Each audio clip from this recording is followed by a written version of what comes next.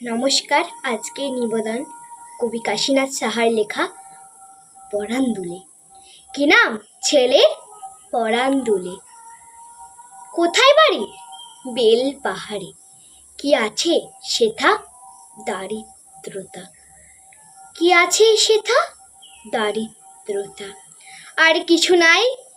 খিদের বালাই পড়াশুনো কেউ করে না। স্কুল আছে নয়কো কাছে, কত দূরে?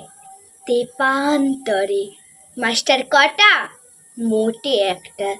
স্কুল চলে গোলেমালে। বাবা আছেন? স্বর্গে গেছেন। মা কোথায়? রোগ শয্যায়। সংসার চলে ভিক্ষা পেলে। থাকিস কোথায়? গাছের তলায়।